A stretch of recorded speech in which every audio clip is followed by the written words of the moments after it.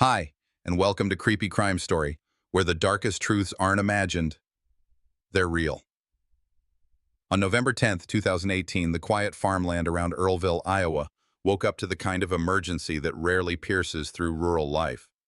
39-year-old Amy Mullis, a mother of three, was found unresponsive inside a livestock shed on the family farm. A corn rake was embedded in her back.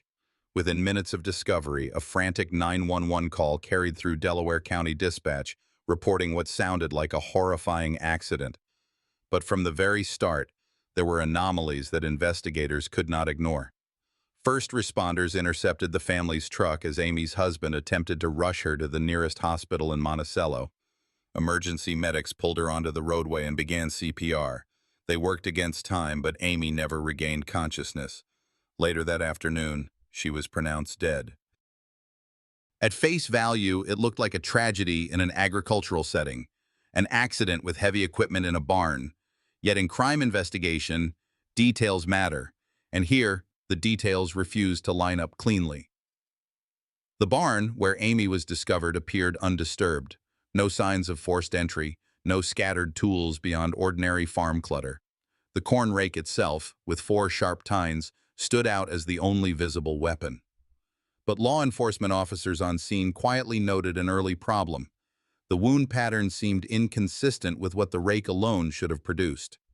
Amy's teenage son had been the one to find her collapsed. His account was straightforward. She had been helping with chores that morning, and minutes later, she was on the ground. The boy shouted for his father, and from there, everything moved quickly. Todd carrying her to the truck, the desperate drive, the 911 call, and the roadside intercept. In real time, the sequence left little room for outside interference. No stranger entering, no evidence of intrusion. What remained was the victim, the scene, and a single farm tool that seemed to tell only part of the story. For investigators, the first step was to secure the shed and the items inside. Photographs were logged, the corn rake tagged, and clothing collected. The chain of custody began immediately because, in a suspicious death, nothing could be treated as routine. Even in a farming community, an accident that results in multiple puncture wounds demands scrutiny. The early hours also brought in statements. Emergency personnel noted the frantic nature of the husband's call. Dispatch transcripts would later show urgency, but also calm enough to follow detailed instructions from operators. The teenage son's version of events was recorded separately, kept consistent with what he reported at the scene. By the time Amy's body reached medical examiners, what had started as a rural emergency had already shifted into a forensic question. Did the evidence support an accident, or did it suggest deliberate harm? Amy herself became the central figure in that question. She was well known in the community, active, friendly, often seen at school events with her children. Friends described her as a woman managing health challenges, but still deeply involved in family life. That image clashed with the brutal reality of how she was found. In small towns across America, when tragedy strikes in a family farm, neighbors often assume it's misfortune. Machinery accidents are not rare in agriculture. But in this case, medics and deputies left the scene uneasy. The anomalies were too obvious. 6 distinct puncture marks could be seen across her back. A corn rake with only 4 tines should not have produced that pattern. Those observations would not be concluded officially until autopsy, but the doubt had already been planted. Investigators marked the case for closer examination. The 911 call became a critical piece of the timeline.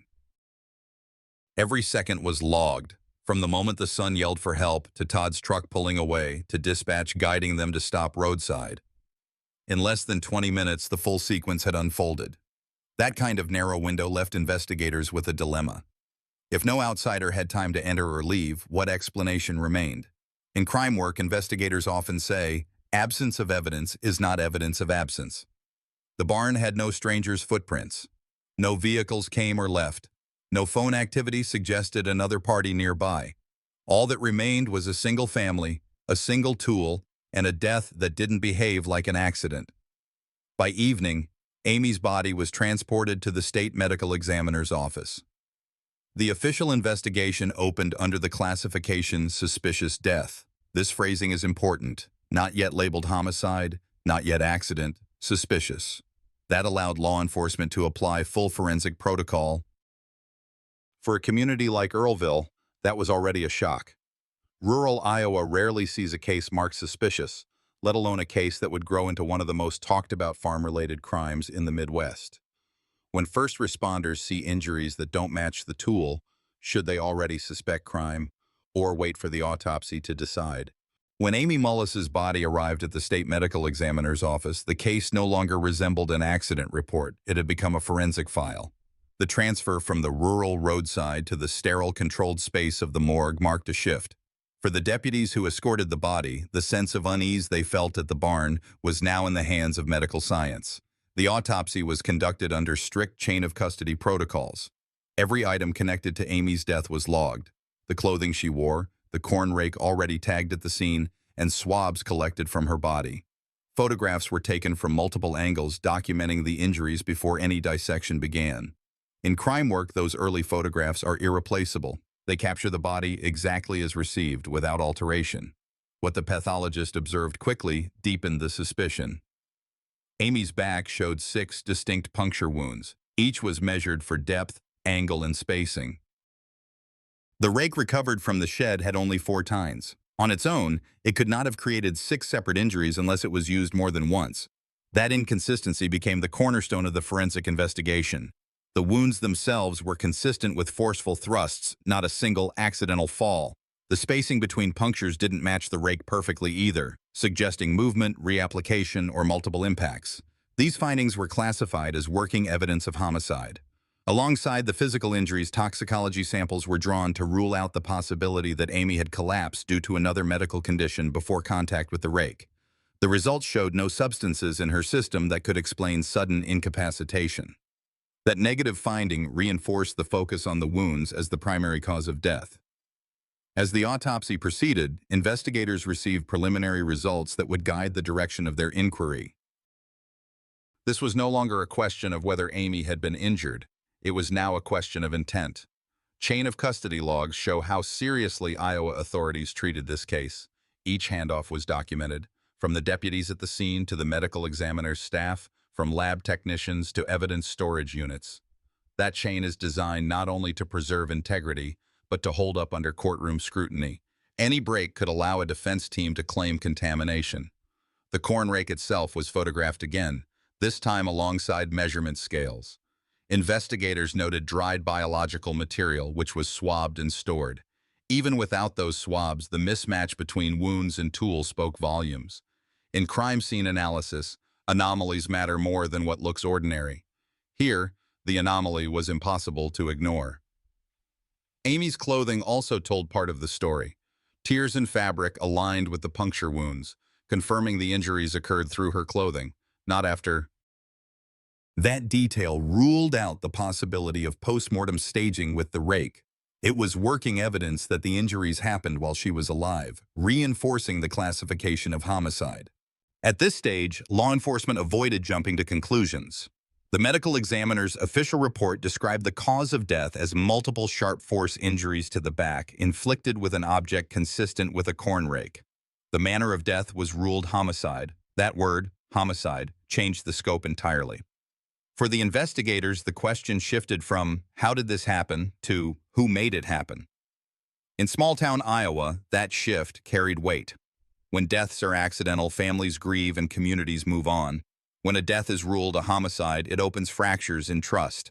Friends, neighbors, and even children of the victim begin to wonder who among them is responsible.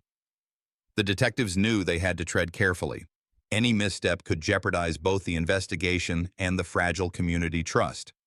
Yet the evidence was clear enough. Amy had not simply fallen on a farm tool. Someone had used that rake more than once against her. The forensic discovery put pressure on every other part of the case. Deputies returned to the farm, now treating it as a confirmed crime scene rather than an accident location. Additional photographs were taken, and soil samples near the shed were collected to see if they contained trace evidence. Nothing beyond the rake and the body indicated the presence of a stranger. Negative evidence, no forced entry, no unidentified prints, no foreign shoe impressions, tightened the investigative circle. Amy's body, now examined thoroughly, had become the most reliable witness. The injuries spoke in ways no human account could. 6 wounds when there should have been 4, repetition where an accident would have been singular, trauma inflicted with force, not chance. As the autopsy report was filed, investigators began to piece together what it meant for the broader case. In law enforcement, one principle is often repeated: bodies don't lie. Eyewitnesses may misremember, timelines may blur, but forensic evidence establishes hard boundaries. Here the boundary was this: Amy Mullis could not have sustained those wounds without deliberate human action. That left detectives with the task of identifying who had the opportunity, motive, and means to act in that narrow window on November 10, 2018. By the time the official cause and manner of death were certified, prosecutors were already reviewing potential charges. They had the physical evidence. What they needed next were digital and financial traces to support a theory of intent. When the autopsy confirmed homicide, the investigation turned immediately to the unseen layers of evidence: digital records and financial footprints. In modern crime work, those sources often reveal what witnesses cannot. Deputies knew that if Amy's death was deliberate, the devices inside her home and the financial logs of her household could expose motive, planning, or state of mind. The first seizure order covered the family's shared iPad. That tablet was collected under warrant, bagged, and logged into custody. Examiners pulled the browsing history. What they found quickly became a central exhibit: searches tied to topics like how to kill someone without leaving evidence, and phrases referencing unfaithful women. Each search was time-stamped, each cached result preserved. From a forensic standpoint, these were not rumors. They were digital artifacts, locked in metadata. But as any investigator knows, identifying who typed the words is more complicated than confirming that the words exist. The iPad was shared in the Mullis household. Prosecutors would later argue that the search history aligned with a narrative of premeditation. Defense attorneys would counter that anyone could have used the device. Still, the simple fact of those searches shifted the trajectory of the case. It reframed the context of the corn rake, no longer just a farm tool, but potentially the weapon chosen after research. Phone records provided another layer. Analysts combed through Amy's text messages and call logs. What they uncovered was a pattern. Amy was in frequent communication with a man named Jerry Frasher, a farm field manager with whom she had been having an affair. Their texts included expressions of fear. Amy told him she was worried about her husband's reaction if her intentions to leave were discovered. These messages were preserved through lawful extraction, entered as confirmed evidence, and gave prosecutors insight into Amy's state of mind. The messages also offered a critical procedural insight. Amy did not expect to live much longer under her current circumstances. She told friends and Frasher that if something happened to her, it would not be an accident. In the language of courtrooms, those are called statements of fear. They do not prove who caused her death, but they create a frame for how investigators interpret events. Financial records added further weight. Farm operations in Delaware County are resource-heavy, and the Mullis farm was no exception. Bank statements showed debt obligations, outstanding loans, and dependence on Amy's health insurance benefits. Investigators considered whether these pressures created potential motives. A spouse who controlled finances but relied on another's insurance and labor could view the threat of divorce as catastrophic. Prosecutors later pointed to this stress as part of the backdrop to Amy's death. Detectives did not rely on speculation. They built spreadsheets of expenses, charted account movements, and cross-referenced those with dates when Amy sought medical care. The pattern was clear. Her role in the family's financial stability was significant. Removing her, or losing her through divorce, would have changed the family's balance sheet dramatically. In investigative briefings, analysts noted how the digital and financial evidence worked together. The internet searches suggested planning. The text messages revealed fear and the possibility of confrontation. The financial pressures provided potential motive. In crime analysis, it is the convergence of multiple strands, not any single thread, that builds a viable theory. These discoveries were not treated lightly. Every digital extraction was documented with hash values to confirm authenticity. Every financial record was subpoenaed, not volunteered. That strict adherence to procedure ensured the evidence could withstand legal challenge later. In towns like Earlville, digital forensics can seem distant from daily farm life. But in this case, those invisible data points became the most powerful witnesses. They spoke with precision where human memory might falter. The investigative team recognized the risk of confirmation bias. It would be easy to look at the internet searches and conclude premeditation. It would be easy to read Amy's texts and conclude inevitable violence, but investigators are trained to weigh context. Was there any chance these searches were unrelated? Could someone else in the home have entered them? Were the financial pressures severe enough to drive lethal action? Each question was debated, logged, and kept alive in the case file. For Amy's friends and neighbors, these revelations came as a shock. To them, she was a devoted mother, active in her community, and not someone anyone expected to die violently. Learning about her fears, her relationship outside the marriage, and the digital traces left behind added painful layers to the grief. It underscored a broader reality about crime in rural America. Even in the most seemingly ordinary families, hidden conflicts can run deep. As investigators organized the growing body of evidence, they prepared to present their findings to prosecutors. Forensic data had established that Amy's death was not an accident. Digital evidence suggested forethought. Financial evidence hinted at motive. The question was whether this package would be strong enough to file charges. When digital evidence and financial stressors align, do they point directly to intent, or do they only set the stage for how a crime might unfold? Amy Mullis was not a faceless name in a file.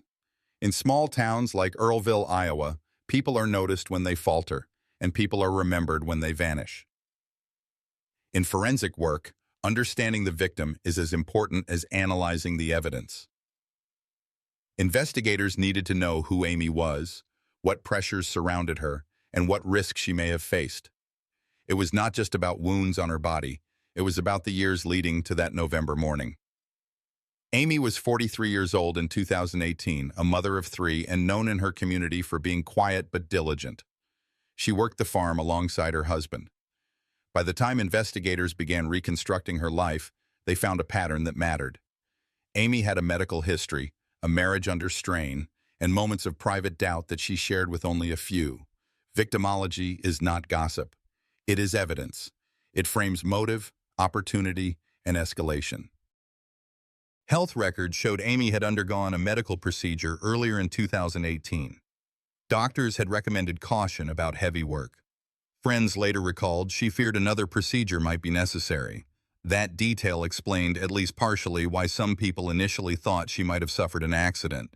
She was not in perfect health, and a fall in a farm shed could have seemed plausible, but investigators never stopped at surface logic. The injuries did not align with accident theory, and neither did the narrative of Amy's private life. Witness interviews conducted in the weeks after her death revealed Amy had confided to a friend about feeling trapped. She reportedly described her marriage as tense and said she was cautious about her husband's reactions. She mentioned that if anything happened to her, look deeper. That statement was repeated under oath at trial, but even in 2018, it drew investigators' attention. It shifted victimology from neutral background to a possible predictor of risk. When a victim leaves words like that behind, detectives listen carefully. The Mullis family farm was more than property. It was a central feature of their life, a source of pride and pressure. Running a hog and crop operation in Iowa requires constant work, long hours, and shared responsibility. Amy played her role, but acquaintances described a divide between public image and private strain. By late 2018, people close to her said she wanted change. Some testimony would later highlight that she had considered leaving the marriage. In small rural communities, divorce carries a social weight. But victimology demanded that possibility be placed on the table because it explained potential escalation. The children's accounts also mattered. Interviews with the oldest son conducted by child forensic specialists provided early insight into the household dynamic. He described routine farm work, his mother's health concerns, and the events of the morning she collapsed. His words were filtered through the caution that comes with age and family loyalty, but even so, his timeline gave structure to the investigation. It showed who was present, who was absent, and who was last to see Amy alive. In any crime scene reconstruction, that matters. Investigators also obtained Amy's digital footprint, text messages, browser searches, and social media use. That data, while reserved for Chapter 3 analysis, intersects here because it revealed Amy was searching terms about divorce and property rights. She wanted to know what separation might mean for custody and finances. That digital evidence was consistent with victimology interviews. It demonstrated a woman assessing her options, preparing in silence for a possible exit. For detectives, that context suggested escalation. For prosecutors, it later suggested motive. Another layer of victimology came from coworkers and medical staff. Amy's physician confirmed her health limitations and her discussions about surgery. Coworkers at a local clinic described her as reliable but guarded when conversation turned to her home life. She did not openly accuse anyone. She did not make threats, but she carried visible stress. In victimology, silence is not absence of evidence. It is often a marker of control. Escalation is rarely linear. It builds in fragments, an argument here, a suspicion there, medical vulnerability, financial stress. In Amy's case, escalation appeared in her growing isolation. Friends testified she no longer participated in certain community events. She became more cautious about where she went and who she spoke with. When patterns shift, investigators ask why. Was it fatigue? Was it health? Or was it fear? That line of questioning framed the broader investigation. In forensic psychology, one concept stands out: pre-incident indicators. They are subtle warnings embedded in daily life, often recognized only in hindsight. Amy's confidences to friends, her private searches about divorce, her withdrawal from social activities, all of these became pre-incident indicators in the case file. They did not prove crime. But combined with forensic anomalies, the rake wounds, the digital data, they suggested risk had been escalating for months. At trial, these victimology findings were not background filler. They were central. Jurors heard about Amy's health, her cautious words to friends, her behavior shifts. The prosecution used them to argue that the fatal event was not a random accident in a barn. It was the endpoint of a pattern. The defense countered, arguing her health and farm work explained both her vulnerability and the accident theory. That clash of interpretations made victimology not just context, but contested evidence. The escalation narrative culminated in one stark fact. Amy had voiced that if something happened to her, people should look deeper. In investigative work, that kind of statement cannot be ignored. It becomes a compass for forensic direction. It does not assign guilt, it demands scrutiny, and it underscored why the case could not be closed as an accident on the day it began. By the close of Chapter 4, the story has moved from the shed and the morgue into the larger picture of who Amy was and what she faced. She was a woman with health concerns, a mother raising children in a demanding farm environment, and someone quietly preparing for a future apart from her marriage. That combination provided investigators with a framework for understanding escalation. It is a sobering reminder that behind every case file lies a human being whose life trajectory intersects with the mechanics of crime. As investigators transitioned from victimology into building a prosecutable theory, the case shifted again, from understanding Amy's life to identifying accountability. By the time investigators completed their victimology profile, the question shifted from what happened to how do we prove it. A case file is not just a collection of observations. It is a framework built for court. Every statement, every photo, every timestamp must survive cross-examination. In Delaware County, Iowa, prosecutors began aligning the facts into a charging theory that could withstand reasonable doubt. The central challenge was clear. Amy Mullis had died under suspicious circumstances in a farm shed.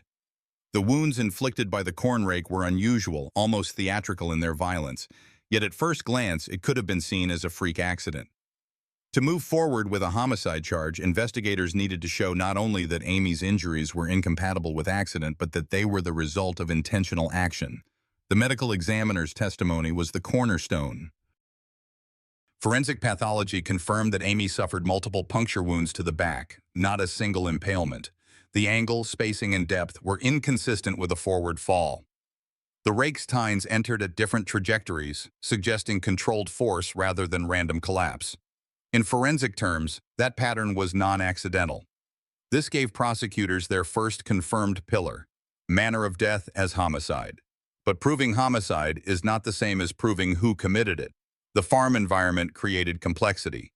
Multiple family members were present that morning, including Amy's oldest son, who had been asked to fetch a pet carrier while chores continued.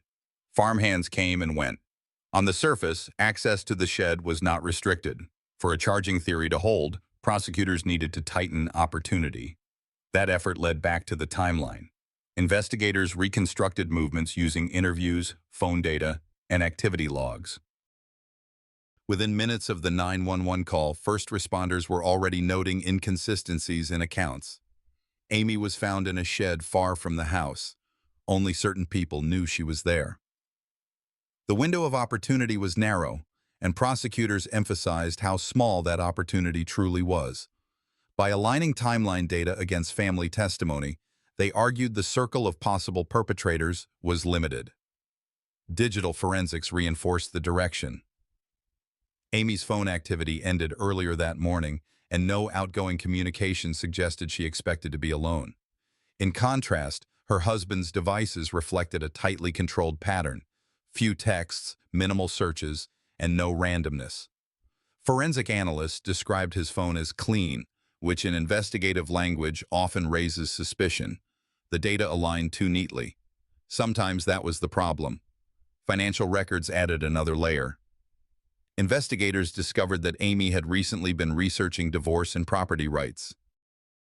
That detail, confirmed through her browser history, suggested she was considering leaving the marriage. Divorce in an agricultural family is not just emotional, it is financial upheaval. Property division can alter generational holdings. Prosecutors use this to argue motive: loss of control over assets, fear of exposure, and disruption of family structure. It was circumstantial, but when combined with pathology, it created a narrative arc. Witness testimony deepened the file. Friends testified that Amy had expressed fear of her husband's reaction if she ever tried to leave. One friend recalled her saying, "If something happens to me, make sure people look deeper." That statement was chilling, but prosecutors knew jurors weigh such words carefully. They are powerful, but they must be framed as context rather than prediction. The prosecution positioned it as corroborative, reinforcing medical and digital evidence. At this stage, defense attorneys argued that accident remained plausible. Farming is dangerous work. Tools fall, people stumble, and tragedies happen. They emphasized Amy's medical history: recent surgery, weakness, dizziness. They suggested that her collapse in the shed could explain the pattern, but the charging theory relied on exclusion, eliminating accident through physical impossibility. The angles of penetration were inconsistent with a fall. The number of wounds exceeded what a single collapse could cause. Negative evidence also mattered: no forced entry, no intruder tracks, no external suspects. When accident and outsider theories were excluded, the funnel of responsibility narrowed. Investigators then examined demeanor. After a death, behavior is not proof, but it is evidence. First responder reports noted that Amy's husband was controlled, more focused on practical outcomes than visible grief. Jurors are told not to convict on demeanor alone, but prosecutors used those observations to bolster the claim that accident theory lacked credibility. It was not emotion that mattered, it was consistency. The charging theory crystallized around 4 elements: forensic pathology proving homicide, digital evidence showing preparation by the victim for divorce, circumstantial testimony of fear, and opportunity limited to those present at the farm. When those strands were woven together, the file supported a charge of first-degree murder. For prosecutors, escalation of charges is a tactical choice. They could have pursued lesser homicide counts. But Iowa law defines first-degree murder as intentional killing with malice aforethought. The combination of multiple wounds, evidence of control, and potential motive for silencing Amy met that threshold. In 2019, they proceeded with that charge. As the case file moved into pretrial hearings, another procedural element surfaced: chain of custody. Defense counsel scrutinized every piece of evidence, from the corn rake itself to digital downloads. Prosecutors had to show unbroken custody, from shed to evidence locker, from phone extraction to forensic report. Any break could weaken admissibility.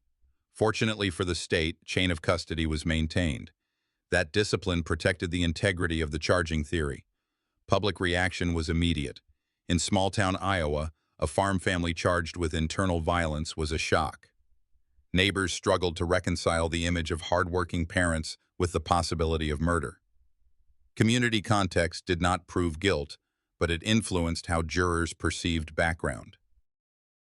The prosecution anticipated that dynamic and prepared to keep focus on evidence, not image. By mid-2019, with indictment secured, the theory was ready for trial. Prosecutors knew their case rested on alignment. No single piece of evidence was overwhelming, but combined, autopsy, digital records, victim statements, financial strain, the whole was stronger than its parts. That is the essence of charging theory, weaving circumstantial and forensic elements into a structure capable of carrying a conviction. The bridge from victimology to courtroom was now built. The trial would test whether the assembly of facts could survive defense counterarguments and convince 12 jurors beyond reasonable doubt. By 2019, the case of Amy Mullis had shifted from Barnes and autopsies to the courtroom in Delaware County, Iowa. Here, every piece of evidence collected over months would be tested. Prosecutors argued that Amy's death was no accident. Medical experts testified that the wounds from the corn rake were too numerous and at angles inconsistent with a fall. Amy had been struck multiple times. Her digital records showed she was planning to leave the marriage, a fact prosecutors said gave Todd motive. The defense countered by stressing there were no eyewitnesses. They suggested Amy could have fallen, questioned the certainty of forensic conclusions, and emphasized that Todd had no documented history of violence. Their strategy was to sow reasonable doubt. Jurors heard from Amy's friends, who described her fear of her husband and her plans for independence. They saw diagrams of the barn, photos of the rake, and heard testimony that the injuries could not align with a single collapse. Prosecutors framed the case as a clear pattern: motive, opportunity, and physical evidence. After days of deliberation, the jury returned a verdict: guilty of first-degree murder. Todd Mullis was sentenced to life without parole. For the Mullis children, the verdict meant the loss of both parents, one to death, the other to prison. For the community, it closed the question of accident versus crime. Appeals followed. In 2022, Iowa's higher courts upheld the conviction. As of 2025, Todd continues to pursue post-conviction relief, but the jury's decision in 2019 remains the defining outcome. After the 2019 conviction, Todd Mullis turned to Iowa's appellate courts. His defense argued that trial errors, such as the admission of Amy's digital searches and emotional testimony, had unfairly swayed the jury. In 2022, judges upheld the verdict, ruling the evidence was sufficient and no reversible error occurred. In 2025, Todd's attorneys filed a post-conviction petition claiming ineffective counsel and suggesting new forensic review could show Amy's injuries were accidental. Prosecutors countered that these were recycled arguments, not new findings. The petition remained pending, but legal experts noted such challenges rarely succeed. For Amy's family, every motion reopened the wound. What they saw as a clear crime continued to echo in courts years later. For the justice system, it was about ensuring due process, even when the outcome was unlikely to change. This case highlights the tension between finality and fairness. Communities want closure, but the law demands every claim be tested. When a case reaches its final judgment, the courtroom becomes more than a venue. It becomes the place where years of evidence, testimony, and legal argument crystallize into a single outcome. The murder of Amy Mullis in Earlville, Iowa, had already drawn the kind of public scrutiny that small farming communities rarely experience. By 2019, the state had prepared its strongest case, and the trial became the critical turning point. At trial, prosecutors presented a narrative built on circumstantial evidence reinforced by forensic science. Jurors saw photographs of the corn rake, the farm equipment that had become an instrument of homicide. Medical testimony clarified that Amy's wounds were not consistent with an accidental fall, but with multiple deliberate thrusts. Investigators explained the phone records, computer logs, and Amy's text messages that suggested fear and tension in the months before her death. Witnesses described the strained marriage, Amy's plans for independence, and her intention to leave the relationship. The defense countered by highlighting the absence of direct eyewitnesses and argued that the timeline left open the possibility of accident. They sought to reframe Amy's death as a tragedy of farm life rather than a calculated act of violence. But the jury weighed the physical anomalies, the controlled chain of custody of evidence, and the pattern of statements that painted a picture of premeditation. In September 2019, Todd Mullis was convicted of first-degree murder and sentenced to life in prison without the possibility of parole. The conviction did not close the book entirely. Post-conviction reviews followed, as they often do in high-profile crimes. In 2022, his appeal was denied, the court ruling that the evidence was sufficient and the trial was fair. By early 2025, new motions for post-conviction relief were under review, with the defense challenging aspects of expert testimony and handling of digital data. Yet the judgment remained intact. Todd Mullis was still serving a life sentence, his legal options narrowing. For Amy's children, the aftermath was immeasurable. They had lost a mother in an act of violence and a father to incarceration. In Iowa's farming community, where families depend on continuity across generations, this fracture was more than personal. It was cultural. The case became a reminder that crime is not confined to urban headlines. It can devastate the most rural and seemingly quiet landscapes. Media coverage captured not only the brutality of the act, but also the resilience of those left behind. Advocacy groups used Amy's story to raise awareness about warning signs in relationships and the importance of listening when someone voices fear. Legal analysts pointed to the case as an example of how circumstantial evidence, when carefully documented and layered, can meet the threshold for a conviction. Closing a true crime story is never only about the verdict, it is about what remains afterward. The Mullis case shows how one violent act ripples through families, courts, and entire communities. The justice system reached a verdict, but the questions about prevention, early intervention, and the unseen pressures behind closed doors continue to challenge society. Todd Mullis remains convicted of first-degree murder, serving life without parole, while post-conviction proceedings continue in 2025. This crime stands as both a warning and a record of how law, evidence, and community intersect in the pursuit of justice. As I close this case, I can't help but reflect. Crime is never just about the act itself, it's about the lives it shatters and the lessons it leaves behind. Amy's story reminds us to listen when someone says they feel unsafe, and to never dismiss quiet warnings.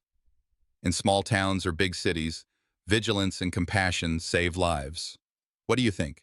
Could stronger community awareness prevent tragedies like this? I'd love to hear your thoughts in the comments. If this story moved you, subscribe to the channel so you won't miss the next case, and let me know where you're watching from.